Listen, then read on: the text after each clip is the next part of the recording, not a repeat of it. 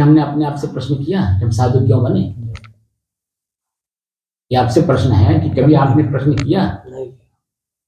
तो क्यों नहीं प्रश्न किया अपने आप से कि मैं साधु क्यों बना हूं, क्यों इन साधुओं के पास मैं आया हूं, ये क्या काम करते हैं, क्या हमें सिखाने के लिए हमको हमारे माता पिता को छुड़वा दिए, जिन्होंने हमें जन्म दिया, हमारे लिए जो है उन्होंने शरीर की ग्रोथ करने के लिए उन्होंने नौकरी की, खेती की, बिजनेस की, तरह तरह के उन्होंने कष्ट सहे हैं, ठंडी गर्मी बरसात, मान अपमान निंदा स्तुति कुल सहा उन्होंने मेरे शरीर की ग्रोथ के लिए। मेरा बेटा है, पढ़ लिख करके योग्य होगा, हमारा नाम रोशन करेगा, हमारे बुढ़ापे का सहारा होगा। उनके मन में इस तरह की भावना थी, कल्पना थी। हमने क्या किया उनके साथ? और एक व्यक्ति की बात मान करके हम उनको सब कुछ छोड़ करके चले आए। क्या कभी हमने अपने आप से प्रश्न किया? अपने आप से कभी प्रश्न किए हो तो बताइए। महाराज जी,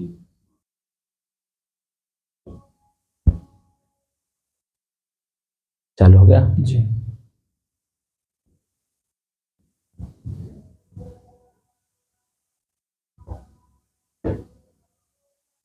अपने ही चंचल मन को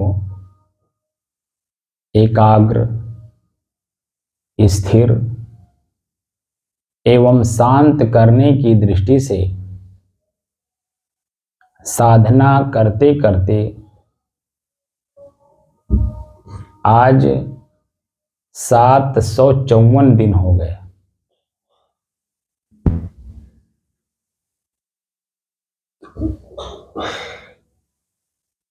तारीख 30 नवंबर सन 2023, दिन बृहस्पतिवार, प्रातः काल का समय।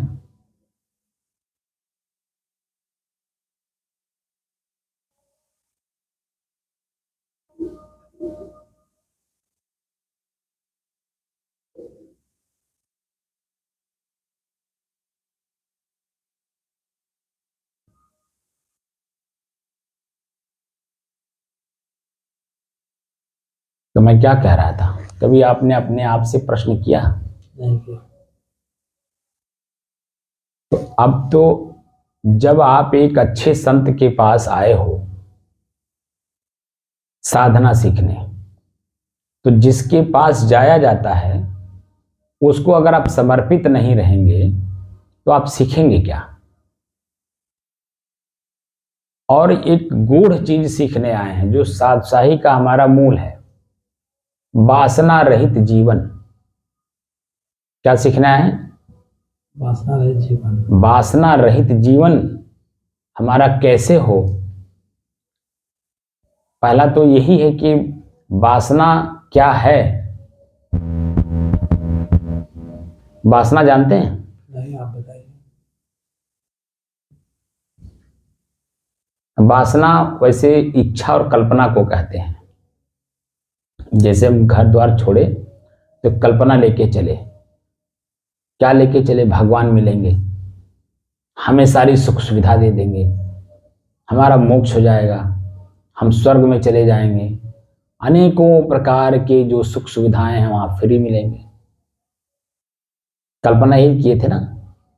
कल्पना करके हम जो हमारे पास हकीकत वर्तमान में उपस्थित था उस वर्तमान के सुख सुविधा को छोड़कर एक कल्पना के सुख सुविधा में स्वर्ग मिलेगा, मोक्ष मिलेगा, परियां मिलेंगी, तरह तरह का जो स्वर्ग का व्याख्या किया हुआ है वो मन में हमारे लालच दे करके हमारे हकीकत की जिंदगी से हमें दूर कर दिया गया।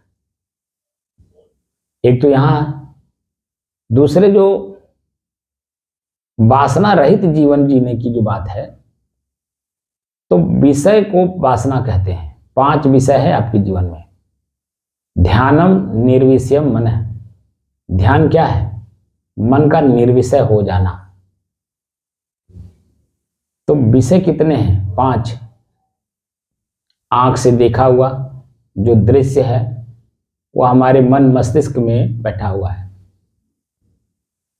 सुंदर सुंदर स्थान, सुंदर सुंदर स्त्री पुरुष, सुंदर सुंदर वस्तुएं, खाने पीने की सुंदर सुंदर वस्तुएं हमने जो देख रखा है, उसकी कल्पना करते हैं, मिल जाए तो खाएंगे, मिल जाए तो खाएंगे। सुंदर सुंदर कल्पना मन में है, कान से सुना हुआ शब्द, शब्द कान सुनता है, अंदर विश्लेषण करता है और उसकी चाहना मन के अंदर में जो बनती है वही कल्पना है। जीभ से जो हमने स्वाद ले लिया एक बार कहीं भी किसी प्रकार से, वो जो स्वाद का मन में एक स्टोर रूम में बुद्धि के रूप में बैठा हुआ है, वो कल्पना करता है।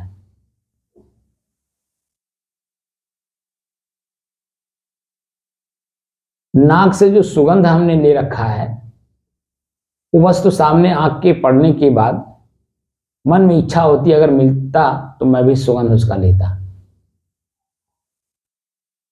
जैसे गुलाब बिक रहा है, आपकी आंखों ने देखा, आपके पास पैसे नहीं हैं, लेकिन मन में कल्पना है कि पैसा होता तो मैं भी गुलाब लेता और मैं भी गुलाब का सुगंध लेता।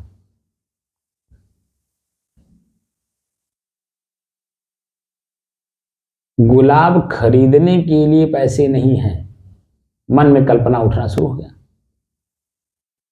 तो जब पैसे आपके पास आएंगे तभी तो गुलाब खरीदेंगे। तो पैसे कहां से आएंगे?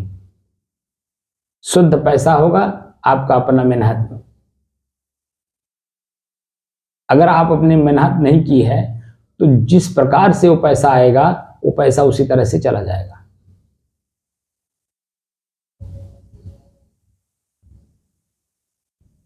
और अगर आपने मेहनत की है तो उसी गुलाब को खरीदने के लिए 100 बार सोचेंगे कि पसीना बहाकर सुबह से शाम तक मान अपमान, ठंडी गर्मी, भूख प्यास सब मैंने सहन करके और इसे शाम को मजदूरी के रूप में 500 रुपये प्राप्त किया।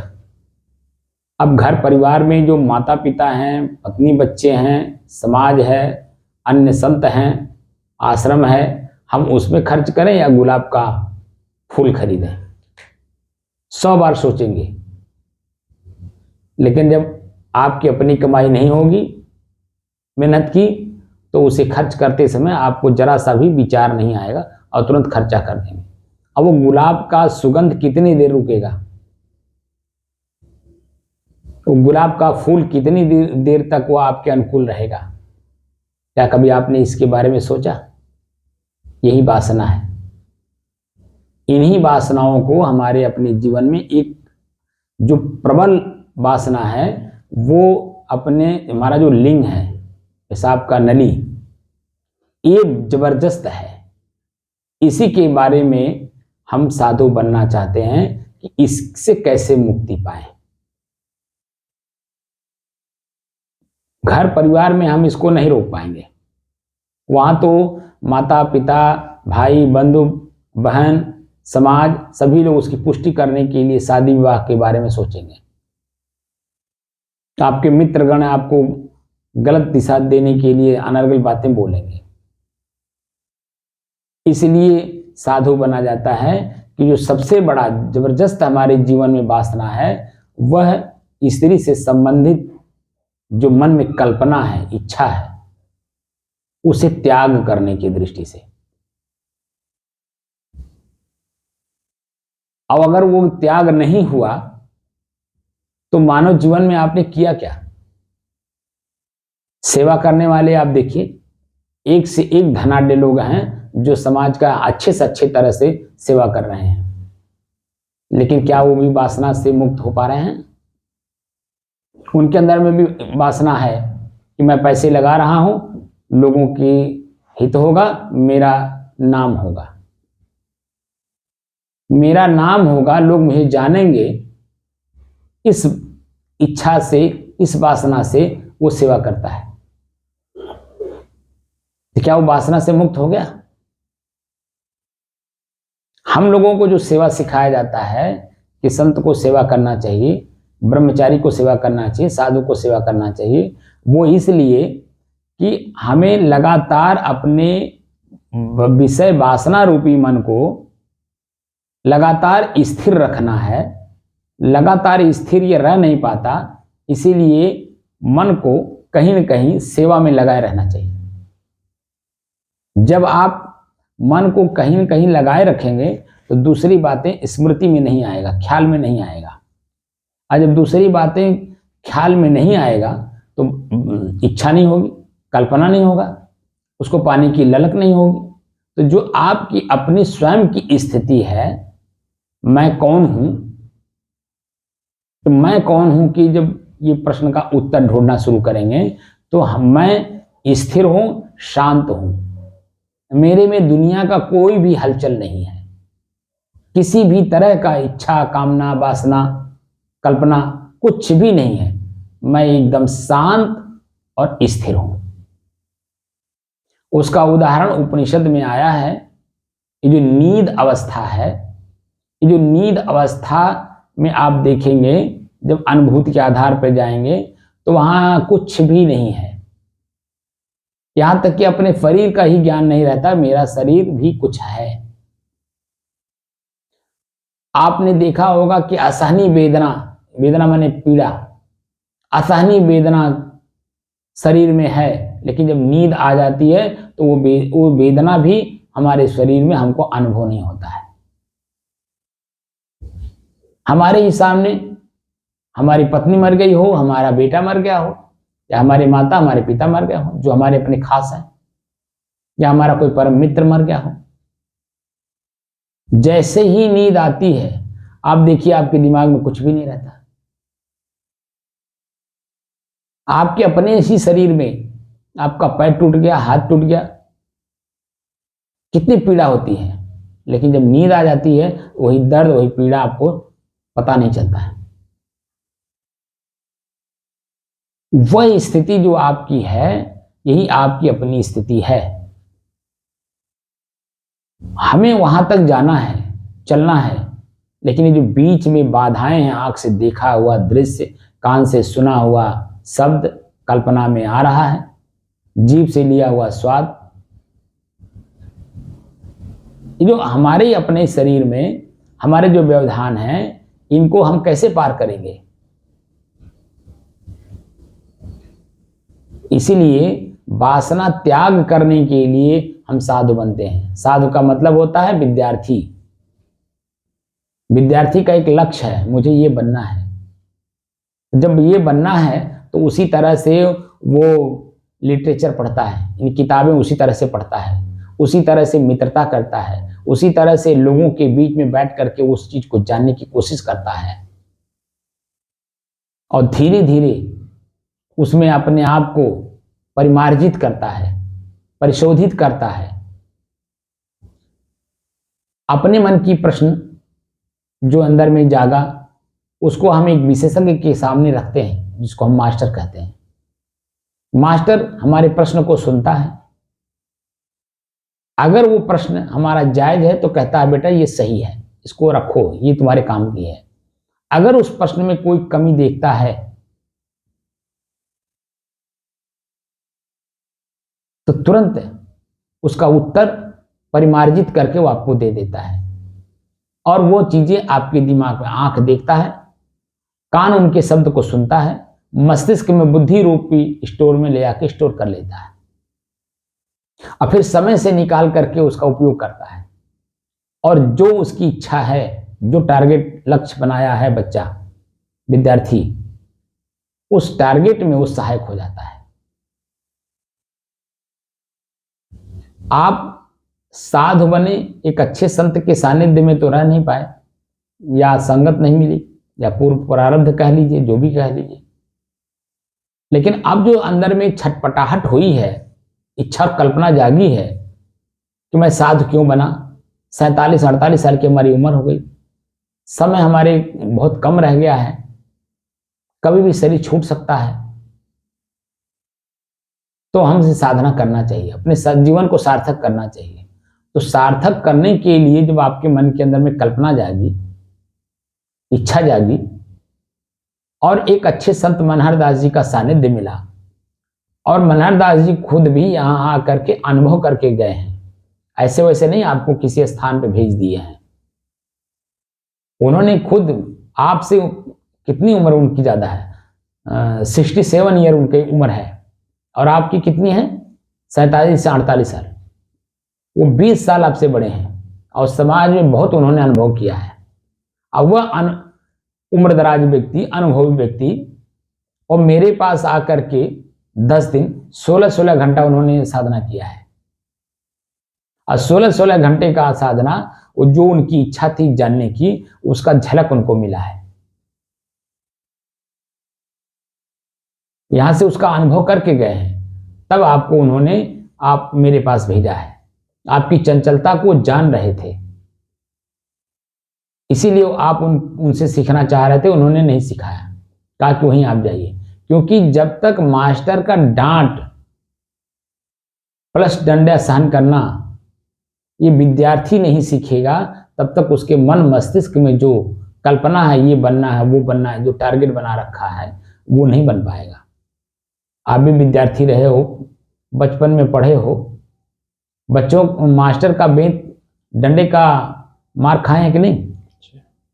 बोलिए जी। डांट सुने हैं कि नहीं? सब कुछ सुना। हमेशा भयभीत रहते थे कि नहीं? हर क्लास में 8 घंटी पढ़ाई गई होगी और 8 घंटी में 8 सब्जेक्ट पढ़ाए गए होंगे। आपने देखा होगा कि हर सब्जेक्ट, हर घंटी पे मन भयभीत रहता था।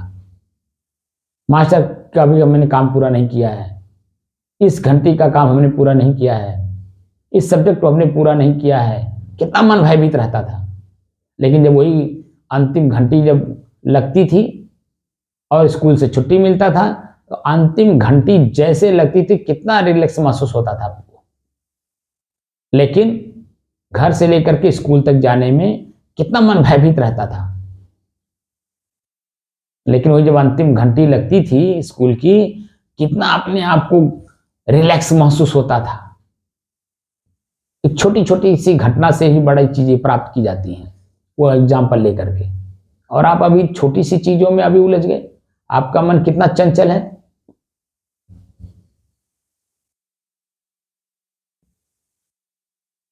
ये जो वीडियो हम बना रहे हैं, ये वीडियो यहाँ इस कमरे को मत समझिए कि कमरे में हम वीडियो बना रहे हैं।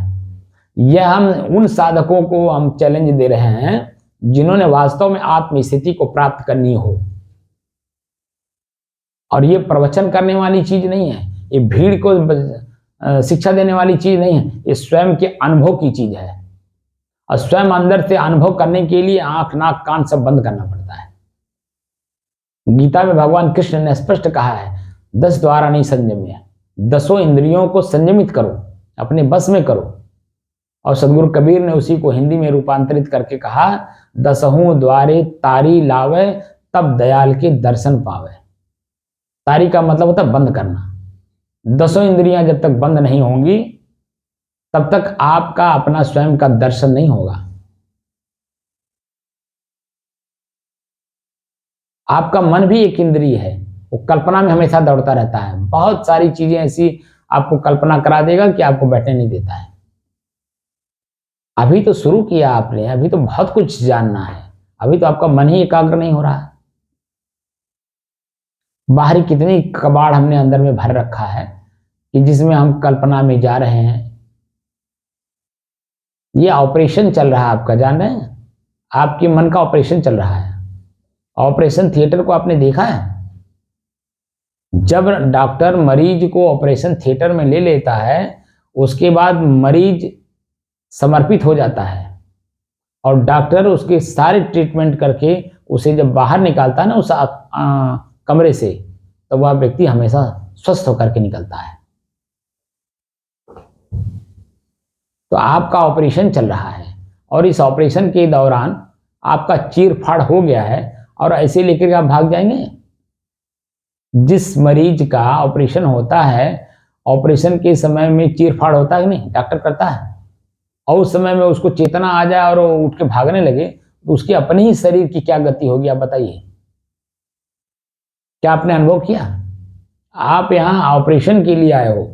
ऑपरेशन मतलब आपके मन के अंदर में जो विकार हैं, उन विकारों को दूर करने के लिए यहाँ आए हैं, समझने के लिए आए हैं, जानने के लिए आए हैं। जब तक आप उसको जानेंगे नहीं, समझेंगे नहीं, स्वयं में अनुभव नहीं करेंगे, तब तक वो आपकी अपनी बुराई कैसे समझ में आएगी। और कैसे दूर कैसे होगी? और जब दूर नहीं होगी तो आप अपने आप को रिलैक्स कैसे महसूस करेंगे? अपने आप में शांत कैसे अनुभव करेंगे? महाराज जी, ये बच्चों का खेल नहीं है। इसके लिए धैर्य नाम की कोई चीज हमारे महापुरुषों ने कहा है। धैर्य रखिए, समय आने दीजिए। किसान देखिए कितना धैर्य रखता है। किसान आत्महत्या क्यों करता है? आपने देखा है? उतावलेपन में, क्योंकि वो प्रकृति के नियमों को तोड़ नहीं पाता है, धैर्य नहीं रख पाता है, इसीलिए आत्महत्या करता है। जब किसान खेत में बीज डाला तब से लेकर के और फसल काटने तक एक एक दिन का, एक एक घंटे का उसकी मानसिक स्थिति को आपने देखा? कैसे वो अन्न पैदा किया? जब फसल वो काटता है तब उसकी मन की स्थिति को देखिए, लेकिन जिस दिन बोता है उस दिन से लेकर के काटने तक उसकी मानसिक स्थिति प्रतिदिन का देखिए। सुबह शाम वो खेत में जाता है, खेत के रिक्वायरमेंट को देखता है, कब पानी की जरूरत है, कब खाद की जरूरत है, कब निराई की जरूरत है, कब गुड़ाई की जरूरत है, कब पशु और पक्षियों से बचाने की जरूरत है, कब आदमियों से बचाने की जरूरत है, कब अग्नि से बचाने की जरूरत है। पूरा वो देख रेख करता है। और बारिश नहीं हुई या खेत में पानी चलाना है तो मशीन नहीं मिला, पेट्रोल नहीं मिला, डीजल नहीं मिला, जिससे मशीन चल सके, पानी चलवा सके हम खेत में। तरह तरह के आदमी नहीं मिलते हैं काटने के लिए, बोने के लिए, जोतने के लिए। कितना उसकी मानसिक स्थिति होती प्रतिदिन की। कभी आपने अनुभव किया उसको? जब वो फसल काटता तब उसके आनंद की अनुभूति देखिए। और फसल काट करके जब वो दा करके, वो सा करके, फ्रेश करके जब अपने डेहरी में रखता है तब उसकी मानसिक स्थिति देखिए। और उसी को गेहूं अगर है तो उसको पिसा कर, अगर धान है तो उसको कुटा कर, जब वो पका करके पक करके उसकी थाली में जब आता है तब उसकी मानसिक स्थिति देखिए। और जब उसी को अपने शरीर के अंदर यानी भोजन करके अपने शरीर को जब तृप्त करता है तब उसकी मानसिक स्थिति को देखिए। अभी महाराज जी बहुत यात्रा करनी है किसान की तरह। छोटी छोटी चीजों में उलझिए नहीं। अगर वास्तव में आपके अंदर में जिज्ञासा जगह है और जिज्ञासा अगर स्थिर है तो महाराज जी चलना तो पड़ेगा ही। बिना चले ये कहिए कि मंजिल मिल जाए, ये तो संभव नहीं है। और अगर संभव भी है बिना चले आपको मंजिल मिल जाए तो जो व्यक्ति ले जाएगा उसकी अपनी कुछ रिक्वायरमेंट होगी आपसे, वो आपसे लेबराई कराएगा, आपसे मेहनत कराएगा, मजदूरी कराएगा, तब तो ले जाएगा। आप यहां मालिक बनने के लिए आए हैं। संत का, साधु का मतलब हो तो समाज का हो जाता है और समाज का पथ प्रदर्शक साधु संत होते हैं। क्या आपके अंदर में पथ प्रदर्शन करने का क्षमता है? समाज आपको सब कुछ दे रहा है, आपके शरीर पे कपड़ा दे रहा है, आपको भोजन दे रहा है, आपके रहने के लिए आवास दे रहा है, आपका पूरा देख रेख कर रहा है, आपके शरीर में कोई दिक्कत आती है तो ट्रीटमेंट भी करता है। समाज आपको क्या नहीं दे रहा है, लेकिन आपके अंदर में क्या क्षमता है? क्या आपने समाज को कुछ दिया? भाई व्यवहार तो तभी चलेगा ना जब हम लेना जाने तो देना भी तो चाहिए। अगर हम देने की कला नहीं जाने तो मेरे अंदर में लेने की अगर इच्छा खाली जागती जाएगी। कभी आपने बोझा उठाया सर पे? एक बोझा अगर आपके पास है तो देखिए आपके शरीर की कैसी गति होती है, और बोझे के ऊपर बोझा लाते जाइए तो आपके शरीर की गति कैसी होती जाएगी। दूसरे का कुछ खाना एक कर्ज के रूप में, बोझा के रूप में है, और हम उसी बोझे के नीचे दबते जा रहे हैं। हमारे अंदर में भी कुछ होना चाहिए भाई। जो दे रहा है वो भी तो मनुष्य है, वो भी तो मेरे जैसा ही आदमी है। कपड़ा हमने बुना नहीं, हमने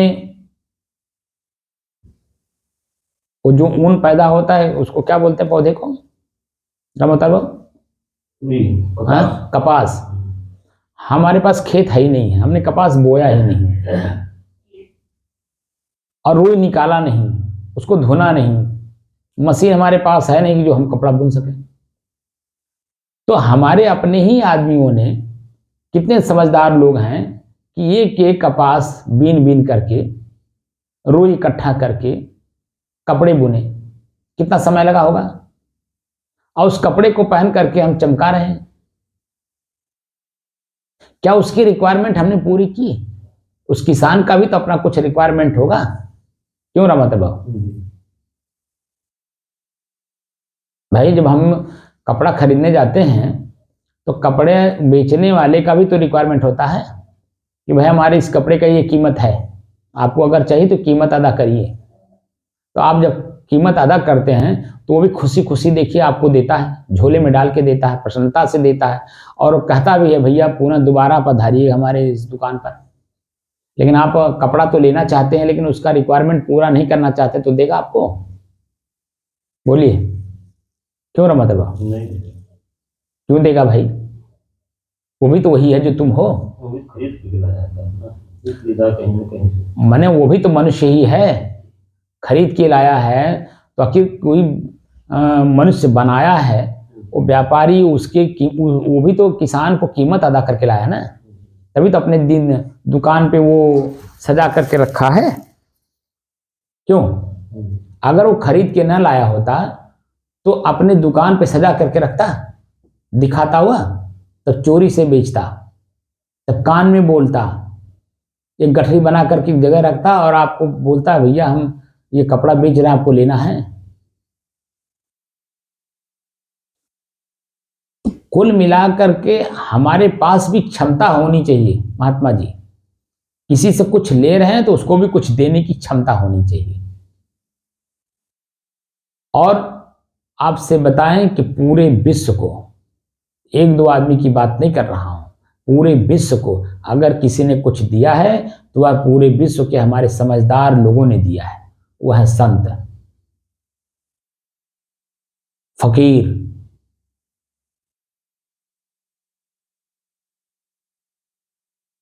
और संत बनने के लिए पहले साधु बना जाता है, पहले भक्त बना जाता है, फिर साधक बना जाता है, फिर साधु बना जाता है। और साधु की परिपक्वता ही संत की स्थिति आती है, जब उसमें स्थिरता आ जाती है लगातार अपने उस लेवल की, तो उसी को संत कहा जाता है। यानी अपने ही वासना को अपने बस में करके हृदय शांत हो, किसी भी प्रकार की इच्छाएं, कल्पनाएं, वासनाएं मेरे मन में ना हो, एकदम लगातार शांत की स्थिति बनी हो, उसे संत कहते हैं। यानी जो अपने शरीर की इंद्रियां, उनके विषय, उनके भोग और मन, चित्त, बुद्धि, अहंकार सब कुछ अपने बस में कर लिया हो और शांत स्थिति में रह करके वो जीवन यापन कर रहे हो। और जो व्यक्ति उनके साथ बैठता है उनको शांति का उपदेश देते हैं, सुख का उपदेश देते हैं, वह संत होते हैं। और उन्हीं संतों ने पूरे विश्व को दिया है। जितने भी धर्मावलंबी आप देख रहे हैं, हिंदू, मुस्लिम, सिख, ईसाई, यहूदी, पारसी, उनके यहाँ सभी जगहों पे आप देखेंगे, नाम भले अलग हो लेकिन ये जो क्रियाएं हम लोग कर रहे हैं, ये क्रिया करते हुए उनके यहाँ भी लोग हैं। हम लोग संत कहते हैं, अंग्रेजी में सेंट कहते हैं, सेंट कहते हैं ना, क्यों नंदा जी? आप तो इंग्लिश से एमए हो, संत को सेंट कहते हैं कि नहीं कहते हैं? और मुस्लिम में वही फकीर कहते हैं, जो अपने ही इंद्रियों के विषयों को फक कर गया हो और अपने आप पे शांत स्थिति में रहता हो, दुनिया को उपदेश देता हो अपनी बुद्धि के अनुसार, उसे फकीर कहते हैं। और वही स्थिति हमारे संतों की है। हम लोग हिंदी में बोलते हैं, असंजोग से आप वही बनने आए हो। और आप 20 साल आपको साधु जीवन में आए हो गया और अभी आपको ये भी सीधी भी नहीं पता चला कि संत की स्थिति क्या होती है। तो अब अगर आपके अंदर में जिज्ञासा जगी है तो उसको पूरा करिए महाराज। मैं तो निवेदन ही करूंगा कि जिस काम के लिए मैं शुरू में इसीलिए कहा हूं, आपने कहा कि 10 दिन 15 दिन 20 दिन हम जितना दिन रह पाए, हमने कहा कि आप अपनी जो रिक्वायरमेंट लेकर के आए हो उस रिक्वायरमेंट को अगर पूरा कर पाओ, जितने दिन आप रहो उतने दिन, जितने दिन में आपकी रिक्वायरमेंट पूरी हो। तो अभी तो चंचल मन एकाग्र नहीं हुआ, अभी स्थिरता का अनुभव नहीं हुआ और स्वयं में शांति का अनुभव तो हुआ ही नहीं। अभी तो तीन ही चीज में अभी दूर हो। और जब तक आपका मन एकाग्र नहीं होगा, स्थिर नहीं होगा और शांत नहीं होगा, तब तक जो आगे सूक्ष्म बातें हैं, सूक्ष्म क्रियाएं हैं शांति तक पहुंचने के, उसको कैसे समझेंगे? क्योंकि किसी भी चीज को सुनने की क्षमता होनी चाहिए। बोलने वाले की जब तक पूरी बात वो बोल नहीं लेगा और सुनने वाला उसकी पूरी बात को सुन नहीं लेगा, तब तक दोनों एक हो ही नहीं सकते। कबीर साहब ने कहा कि अपनी कहे मेरी सुने और सुन मिलिए कहो, वहां द्वंद्व रह ही नहीं जाता है, वहां कोई अहम में आएगा ही नहीं, मैं बड़ा तू छोटा। वहां समझ बढ़ जाती है, दोनों एक हो जाते हैं, एक बराबर हो जाते हैं। क्योंकि जो चेतना आपके शरीर में है वही चेतना मेरे भी शरीर में है, जो आपके शरीर में है वही मेरे भी शरीर में है। तो यहां छोटा और बड़ा का कहां स्थिति आ गई? हाँ, शरीर छोटा बड़ा हो सकता है, लेकिन चेतना स्तर पे, शरीर स्तर पे आप जब देखेंगे तो वही चीज है जो आप में है वही मेरे में है। तो यहां मैं बहुत ज्यादा जानकार हूं, बहुत ज्यादा ज्ञानी हूं, बहुत ज्यादा मैं ये हूं वो हूं, ऐसा हूं वैसा हूं, ये कहना प्रकृति के नियमों के विरुद्ध है। सबसे पहले तो यही है। और चेतना स्तर पर तो उसका तो कोई काम ही नहीं है, वहां तो समझ बढ़नी चाहिए। सदगुरु कबीर ने कहा है कि समझे की गति एक है। पूरे विश्व में जो समझने की शक्ति है ना, वो एक है। जिन समझा सब ठौर, जिन लोगों ने समझा वह समझ सब जगह पूरे वर्ल्ड में है, पूरे विश्व में वही समझ है। क्योंकि आदमी है। अब आदमी, आपने पढ़ा होगा, जाना भी होगा, सुना भी होगा, आवश्यकता आविष्कार की जननी है। तो कौन आविष्कार करता है? मनुष्य ही तो करता है। कि घोड़ा गधा बैल कुत्ता बिल्ली कोई करता है? बताइए। मनुष्य करता है। अब मनुष्य पूरे विश्व में फैले हुए हैं। अब मनुष्य अपने आवश्यकता को पूर्ति करने के लिए आविष्कार करता रहता है।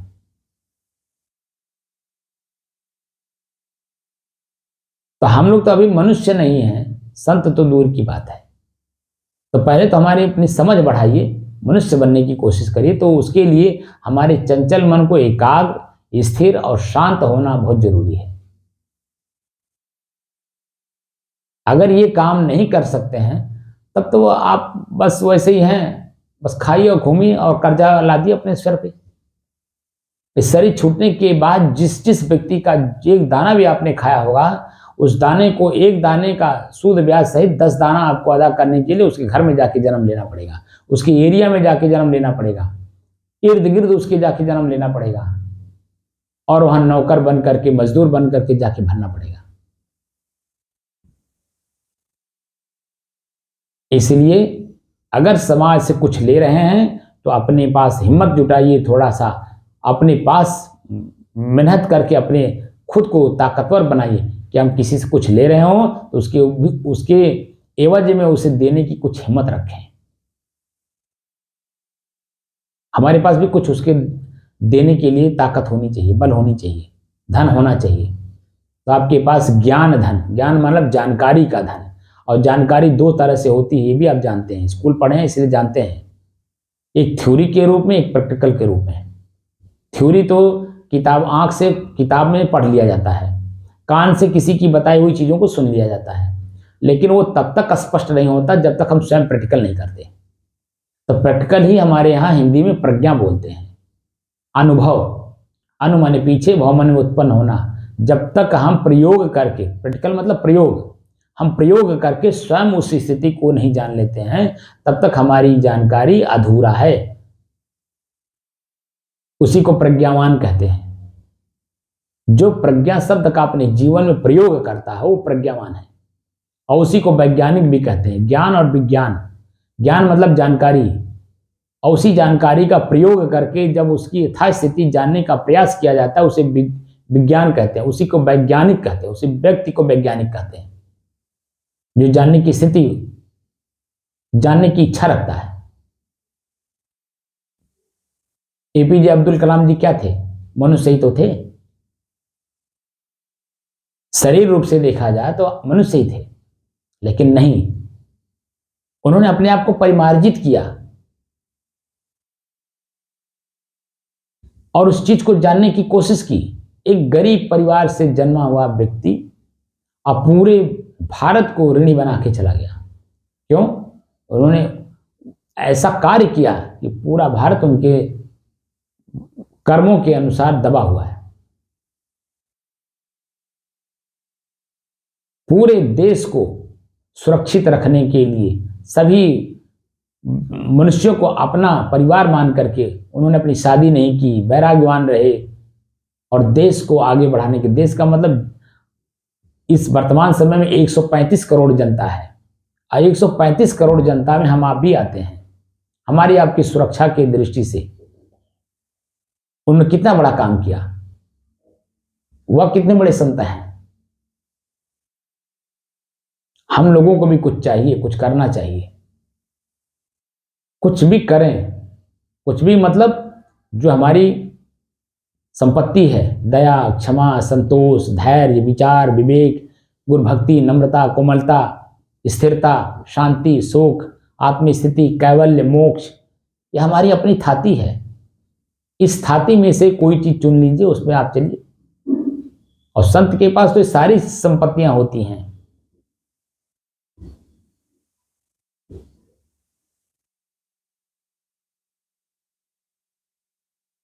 मैं तो इतना बोल गया, इसलिए अभी बोलना नहीं चाहिए हमको, अभी तो अभ्यास कराना है। कि आपने कहा कि वीडियो मत बनाइए, अरे भाई वीडियो तो मैं बनाऊंगा ही, स्वाभाविक बात है, आप बैठे ना बैठे, क्योंकि मैं तो सबका हूं, सब मेरे हैं। मैं क्या कर रहा हूं ये मेरे परिवार के सदस्यों को जानना चाहिए कि मेरे परिवार का सदस्य साधु बना है तो क्या कर रहा है, क्योंकि पूरा विश्व मेरा एक परिवार है।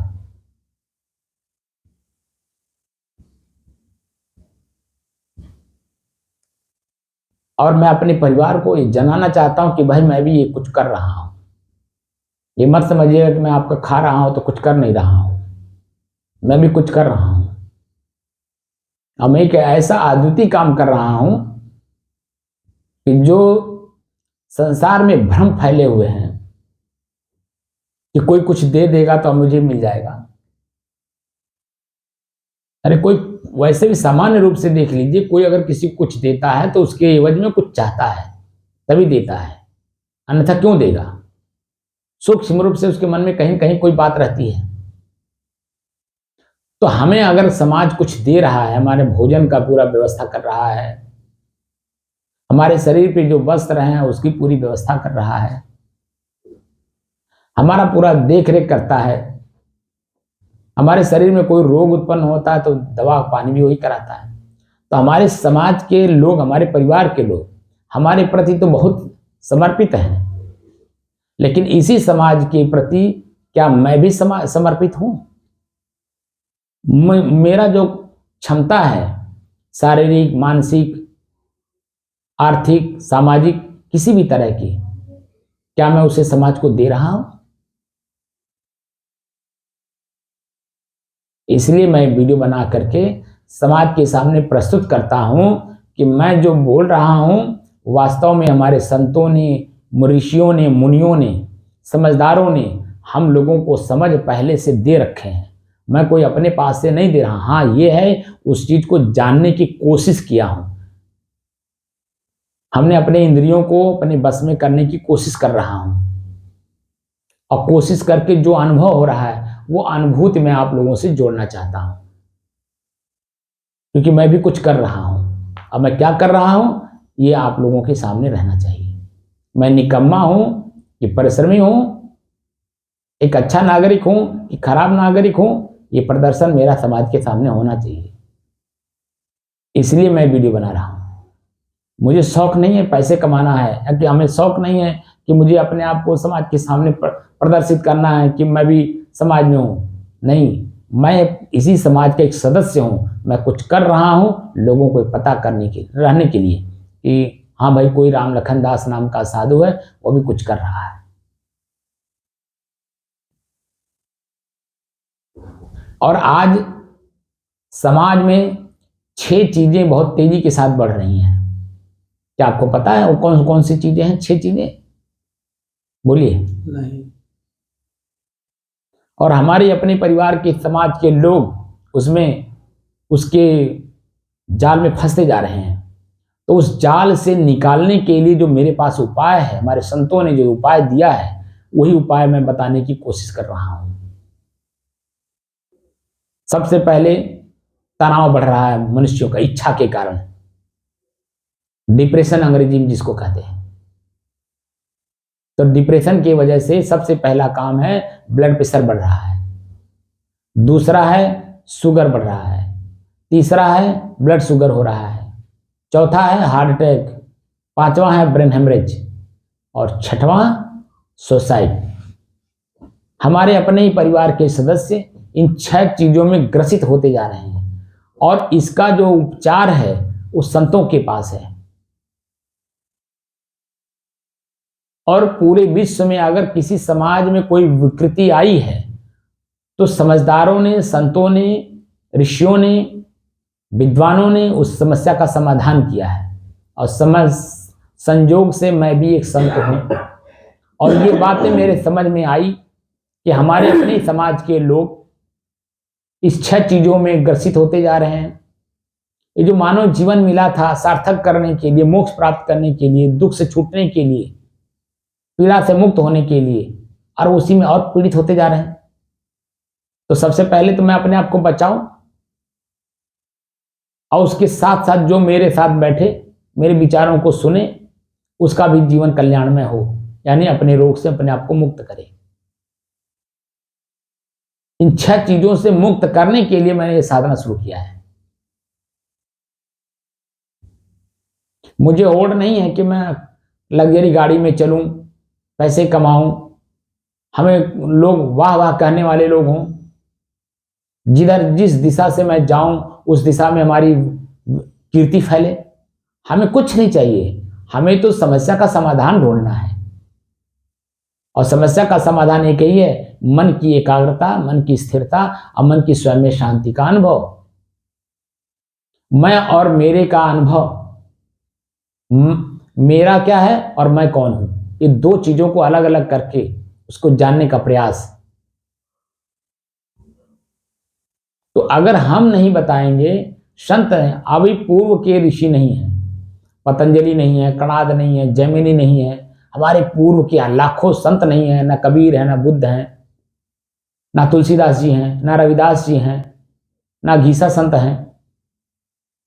वर्तमान में हमारे जो बड़े बड़े संत हैं वो कोई नहीं है, लेकिन उनकी जिम्मेदारी आज हम लोगों के कंधे पर है।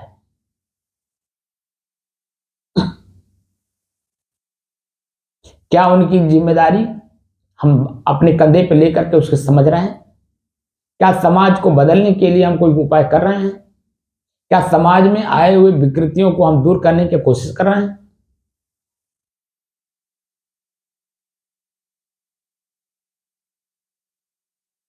अगर हम ऐसा नहीं करते हैं तो हम समाज के, प्रकृति के और चेतना के, हम सबके दोषी हैं।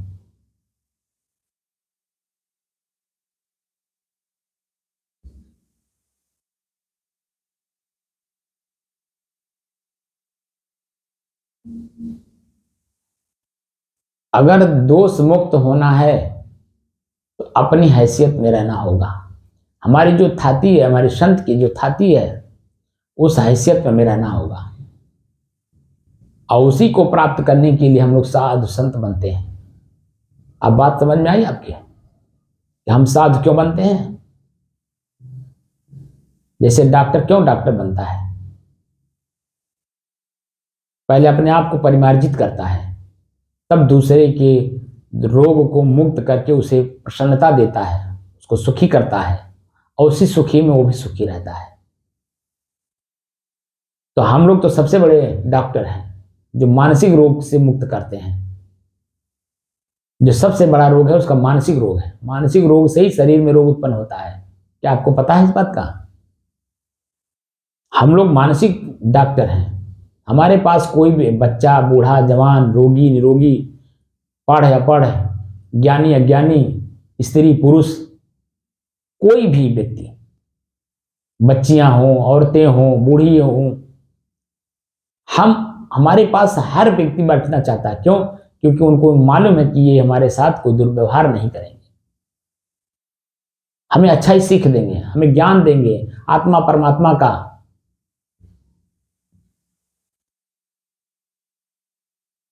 भगवान का, ईश्वर का हमें ज्ञान कराएंगे, उनसे मिलन कराएंगे। इसलिए आप देखे होंगे कि जब हम किसी भक्त के यहाँ जाते हैं तो भक्त देखिए अपने तो समर्पित होता ही है, उसका पूरा परिवार, अपने पूरे परिवार को वो समर्पित करा देता है। वहां ये नहीं देखता है कि हमारी बेटी है, हमारी बहू है, हमारी पत्नी है, वह नहीं देखता है। वो तो ये समझता है ये सब इनके हैं और ये इनके सबके हैं। पूर्ण रूप से समर्पित रहता है। और जब आप भी पूर्ण समर्पित रहते हैं, दोनों का संबंध आजीवन चलता है। लेकिन जब आपके अंदर, मन के अंदर में कोई डली रहती है, इच्छा और कल्पना रहती है, तो एक बार तो आप उस परिवार में जा सकते हैं, लेकिन दोबारा उस परिवार में नहीं जा सकते, क्योंकि मन में डली है।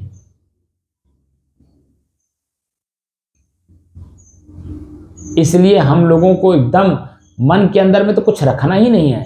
मन में रखना है तो उत्तम ज्ञान, उत्तम आचरण, उत्तम व्यवहार। वो सब कैसे सीखेंगे? चंचल मन से हमारे पास, आपके पास तो बहुत सी चीजें हैं लेकिन जो आपको पता नहीं है, तो कैसे जानेंगे जब आपका मन चंचल है, आपको हिरण की तरह लेकर के घुमा रहा है।